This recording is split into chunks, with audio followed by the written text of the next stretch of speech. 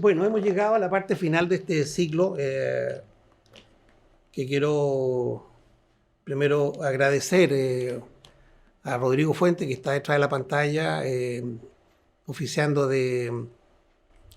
con todo el apoyo de los medios para hacer posible este esfuerzo por llegar a mucha gente y poder decirle, mire, el desafío que tenemos por delante no es menor, depende de cada uno de nosotros, que la paz es muy importante en este proceso, la capacidad reflexiva sí también lo es.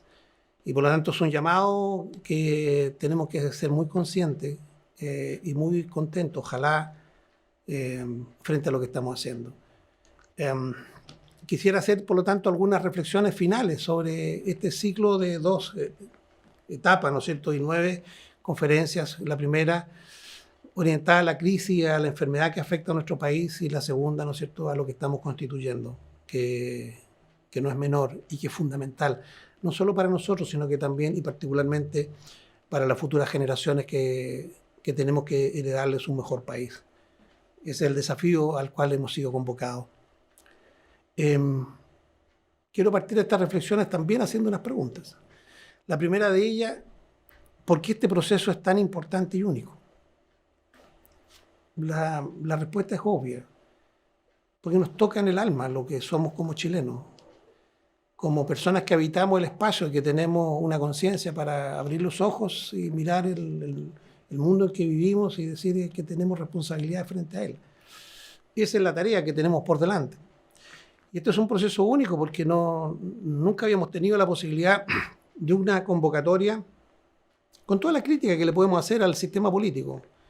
Sistema político, por la presión, todo lo que ustedes quieran, que también es cierto, tuvo que responder y respondió de esta forma y nos hace un llamado, nos dice, mire, decidan ustedes sobre la base de este itinerario, digan si hay que hacer un cambio de constitución o una reforma y cómo vamos a organizar.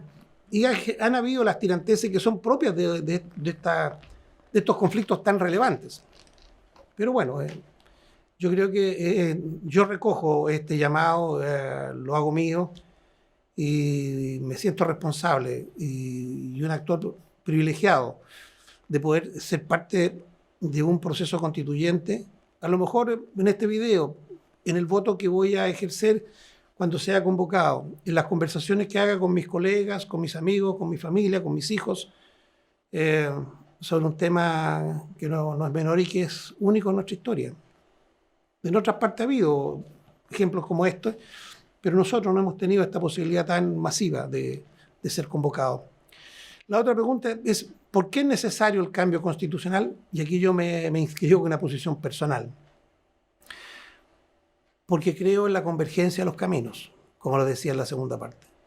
Yo creo en esta idea de generar un país que recoja la visión de todos y no solo de uno. Yo creo que la Constitución de 1980 generó la visión de unos y no la visión de todos. Hoy día tenemos la posibilidad de generar esa visión compartida, convergente, que el país necesita. Que no excluya, que integre, que nos dé visibilidad a todos para generar las posibilidades que todos necesitamos. Tercera, ¿cuáles son las prioridades? Insisto en cómo, disculpen el ejemplo que ya colocaba, ese 4 que es la base sobre la cual todos debiéramos ponernos, es como la plataforma de despegue al cual el sistema institucional se debe. Colocar a toda la gente. No todos somos iguales, pero debiéramos tener un punto de partida igual para todos, o al menos mínimo para todos. Si no se trata de bajar a la gente al 4, sino que de subir a todos los que no están en el nivel de esa base de despegue. Otros tendrán recursos, otros tendrán que podrán hacerlo en mejores condiciones en buena hora. Ellos también, los que están en mejores condiciones, tienen grandes desafíos de hacer uso de esas condiciones mejoradas que tuvieron para aportar también al proyecto de país al cual todos nos debemos. Pero creo que esas son las prioridades. Y como lo decíamos en la misma presentación, en la misma segunda etapa, eso hizo relación con educación, con salud, con vivienda, con vida urbana, cómo compartimos los espacios públicos y cómo dice relación con la vejez, cómo somos con los viejos y cómo somos con la infancia. Los niños necesitan ser niños y los viejos tienen que tener la vejez digna que todos nos merecemos, en definitiva. Cuarto, ¿cómo hacer el cambio? Bueno, tenemos un llamado. El cambio será, y por eso yo lo recojo, en abril la consulta de ingreso. Fines de año será qué tipo de constituyente nos damos si es que se aprueba el cambio de constitución, y después será la consulta de salida para decir, bueno, aprobamos el proyecto país que nos hemos dado sobre la base de estos principios, sobre la base de estas reglas. Ya lo decía anteriormente, la Constitución no debiera plantearse fines, sino que principios y el camino a recorrer, la forma de hacerlo, el respeto que requiere y la integración de todos a este proceso de cambio y de consolidación a través del tiempo. Quinta pregunta, ¿cuáles son los riesgos? Sí tiene riesgos. Esto no es automático. Todos dicen, bueno, pero es que se viene la incertidumbre. En buena hora tenemos la incertidumbre. Ojalá no vivir en un mundo de certezas siempre. Creo que la incertidumbre también tiene un elemento que nos abre posibilidades. Las certezas las tenemos que construir nosotros, sobre la base de esos principios que nos fijamos para construir, esas bases para construir y la virtud para relacionarnos entre todos nosotros. De eso no puede salir nada malo. Por eso un llamado a no desatender el tema de la violencia. Y aquí quiero señalar lo siguiente. Hay algunos que dicen que la violencia es la partera de la historia.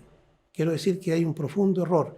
Muchos le atribuyen a Marx esa frase. Marx no dijo nunca eso. La violencia no es la partera de la historia. La violencia es el error y el horror de siempre, de construir sobre la derrota y el dolor de los vencidos. Creo que ese ha sido el gran derrotero de nuestra historia institucional. Construir sobre la derrota, sobre el horror y sobre el dolor de los vencidos. Creo que por eso estamos hoy día en este proceso y por eso estamos viviendo un proceso de incertidumbre, porque creo que en el año 1980 se estableció un modelo institucional sobre el dolor de los vencidos. Y cuando hay vencidos siempre hay el ánimo de reivindicación, el ánimo de lucha, porque uno conserva los dolores del cual ha sido víctima y eso los hereda, lo toman las futuras generaciones. Hoy día tenemos la posibilidad de construir sobre lo mejor que podemos tener, sobre la paz que necesitan, no sobre la violencia. La violencia nos distancia y necesitamos un proceso constituyente que nos acerque. Por eso me parece muy señera la frase de Gandhi que dice: no hay camino hacia la paz es el camino. Creo que ese es el llamado que nos plantea este proceso constituyente. Proceso constituyente que nos ha generado en todos nosotros un dualismo que se ha impuesto uno sobre otro. La materia se ha impuesto sobre el espíritu, la razón sobre las emociones, la cultura lo ha hecho sobre el medio ambiente, el yo sobre el otro y lo masculino sobre lo femenino. Ese ha sido el modelo institucional que creo que debiéramos superar. Un modelo que tiene una concepción del todo, o sea, hace una totalización y por lo tanto un totalitarismo basado en la materia, en la razón, en la cultura y en lo técnico fundamentalmente, en el yo y en lo masculino. Que hoy día, ¿no es cierto?, con la irrupción del movimiento femenino nos está diciendo los cambios que hay que también generar en esa normalización de esas categorías que debiéramos superarnos para combatir un sistema, un modelo que crea una fuera, es decir, un ser que excluye al otro, a ese otro como un no ser, como alguien que debe ser superado o que debe ser sometido. Estamos, por lo tanto, en un tránsito sismático, yo creo, que es mucho más allá. Por eso que lo que estamos constituyendo no es solo una constitución, no es un texto, es un subtexto, es un pretexto, es un concepto del hombre y de la sociedad, de lo ontológico, de lo axiológico, de lo teleológico, cuáles son las finalidades, el deber, la responsabilidad que nos compete a todos y a cada uno. Y por último, como siempre se ha planteado, esto de lo público y lo privado como una confrontación casi excluyente una u otro. Lo público no es el bien de la mayoría. Lo público no es el bien promedio, ni tampoco lo público es el bien de los más carenciados. Lo público es el bien común, dice. Es aquel que permite que todos y cada uno desarrollemos nuestras potencialidades. ¿Para qué? Para el bien de todos y cada uno. Necesitamos lo mejor de cada uno de nosotros, no solo para superar nuestras debilidades, sino que también para hacer el aporte que la sociedad necesita. Y lo privado también, ¿no es cierto? Entendiendo que lo privado es el valor supremo del sujeto. Mi vida privada, mi mundo privado, mi intimidad, lo que es propio de cada uno, que tampoco se debe entender como lo opuesto a lo público. Y en ese sentido, lo más sagrado de lo privado, que es la libertad de conciencia. Y aquí quiero distinguir qué es lo que es la libertad de conciencia, partiendo por decir lo que la libertad de conciencia no es. La libertad de conciencia no es elegir entre opciones ajenas, como tampoco es la conveniencia de acatar lo que el otro ya haya determinado, ni tampoco emprender para hacer. La libertad de conciencia es el acto de la voluntad del sujeto para establecer por sí, ante sí y frente a un bien superior, los límites de mi propia libertad. Yo me fijo los límites de mi libertad en función de un bien superior que está en lo público, que es lo que nos incumbe a todos nosotros. Y por último, para terminar, ya que es tan importante esta distinción entre lo público y lo privado, decir que lo privado no es la negación de lo público, ni lo público la negación de lo privado. Lo público está en lo privado como lo privado está siempre en lo público. Lo público desde lo privado, dice, lo privado es mientras sus consecuencias no tengan repercusiones públicas. Todo lo mío es privado en la medida que no afecta al colectivo. Lo privado es, por cuanto es un deber de lo público, cautelar la dignidad de lo privado. Y lo privado es también la expresión de formas asociativas derivadas de un etos público. Y lo privado desde lo público. Dice, lo público es, por cuanto existe una conciencia privada que lo expresa y lo justifique como algo público. Lo público es en la medida que exista un espacio privado en donde se ejerza como acto público. Lo público es como consecuencia de voluntades privadas que construyen lo público a través de infinidades de actos privados. Bueno, hemos hecho este ciclo de conferencias dedicadas al proceso constituyente. La hemos dividido, como decía inicialmente, en dos partes. La primera referida a identificar la crisis y las enfermedades graves que padece nuestra sociedad y ver en el modelo institucional que nos gobierna las causas de ese malestar, de esa enfermedad y de esa crisis que nos afecta. Después hemos iniciado el ciclo para referirnos a qué estamos constituyendo, qué estamos construyendo. Y lo que estamos haciendo es nada más que construir un país para vivir mejor y para heredarlo a las generaciones que vienen. Porque nosotros somos viajeros del tiempo que venimos del pasado y vamos hacia el futuro a través de nosotros, como sujetos finitos. Como decimos, somos astronautas de esta nave espacial que viaja por el tiempo y por el espacio. Pero también somos viajeros que venimos de la naturaleza, que buscamos protegernos de ella en la cultura, construyendo aquellas protecciones que nos defiendan frente a la agresión de la naturaleza. Pero también necesitamos construir dentro de la cultura el simbolismo que esa vida requiere. Pero estamos vacíos, aún dentro de la protección, aún dentro de los símbolos que construimos dentro de la cultura, estamos vacíos sin la naturaleza y necesitamos hacer el viaje de retorno hacia el medio natural. Y eso lo hacemos transformando la naturaleza en paisaje, en naturaleza, en espacios verdes, en parques, en posibilidad, ¿no es cierto?, de vivir en un medio que nos recuerde que somos también parte del medio natural. Simplemente para despedirme a ustedes y decirles que para mí ha sido muy grato exponer estas 9 ciclos y estas conclusiones haciéndoles el llamado final. El destino está en nuestras manos.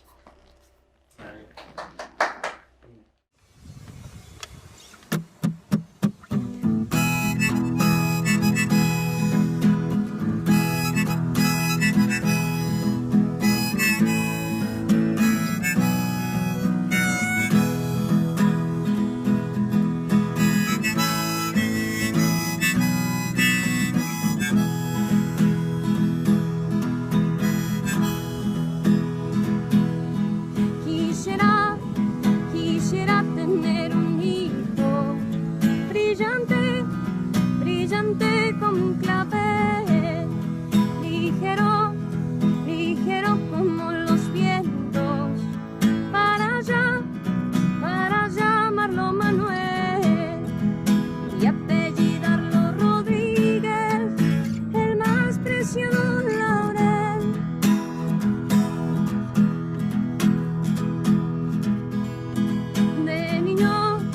De niño le enseñaría lo que se tiene que hacer cuando nos venden la patria, como si fuera alfiler.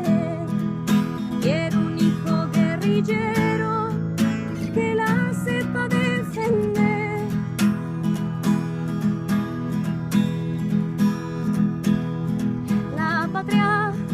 La patria ya tiene al cuello la soga de Lucifer.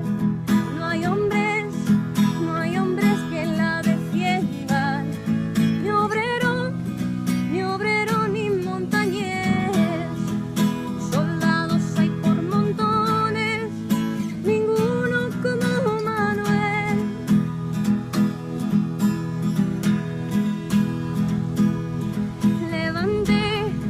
Levántese de la tumba, hermano, que hay que pelear.